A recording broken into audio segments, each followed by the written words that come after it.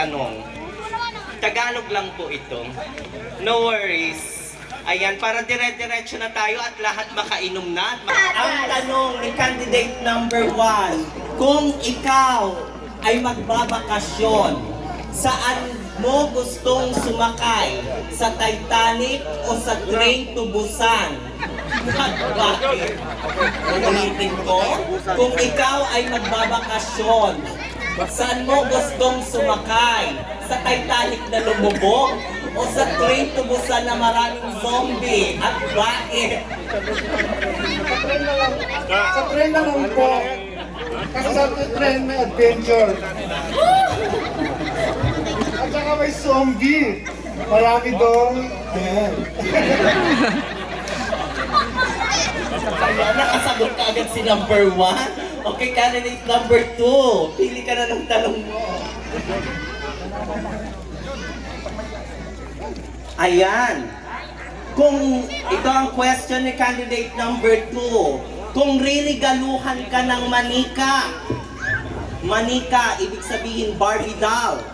Kung ririgaluhan ka ng manika, mamimili ka si Annabelle o si Chucky? At bakit? Si Annabelle, ulitin ko. Kung ririgaluhan ka ng manika, si Annabelle o si Chucky na pumapatay na manika? Hello, magandang gabi sa inyo. Merry Christmas. Ang gusto ko...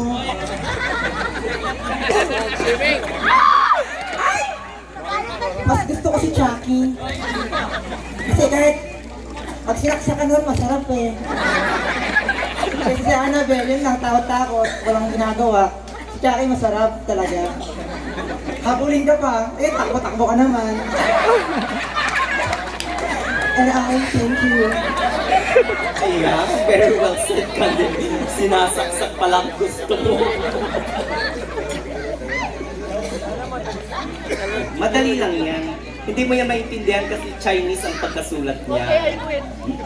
Sino ang iyong katanungan, candidate number 3? Sino ang uunahin mo?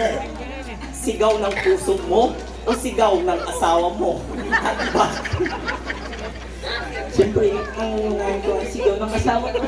Dahil pag hindi ka nakinig, may pukpuk sa ulo. At alam mo bakit? Kasi kapag kayo nag-inom sa labas, papagalitan ka na naman. Pag pupunta ka sa labas, papagalitan ka na naman. Kaya makinig ka lang sa asawa mo kung ayaw mong mapagalitan. Kinay, thank you. Ayan, makinig kayo sa mga asawa mo. Alam mo na. Kahit... Ay, wala ka pang asawa? Oo. Candidate number 4. Sisilipin niya lang muna yung tanong. Ang tanong! Ang sagot! Anong mas nanaisin mo? Makilala siyang malungkot sa piling mo o masaya siya sa piling ng iba? At bakit? Gusto na lang siya sa masaya sa piling ng iba. Bahala siya sa buhay niya. Kasi ako, magpapaksaya na. Thank you! Walang ganon, walang pakialam ka agad. Perfect mo doon. Narinig ka ba ng misis? Ay, nandiyan pala misis. Paluin ako mamaya ba? Okay, candidate number 5. Ang iyong katanungan. Sa iyong palagay, anong ipinaglalaban ng matapang na kape? At bakit? Uulitin ko, sa iyong palagay, ano ang pinaglalaban ng matapang na kape? At bakit? Kape na lang. Kape. Matapang nga yung kape, ano ang pinaglalaban niya? Mag-boxing. Kaping barako ata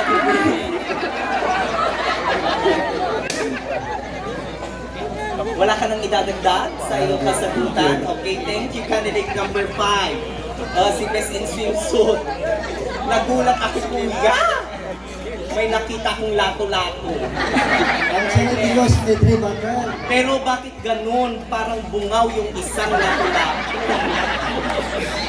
Miss, huli mong katanungan. Ito na. sakto at nakabikini ka. Ang iyong katanungan, bakit umiitim ang singit kahit hindi naman ito naaarawan? Hindi din naarawan, pwede din natin.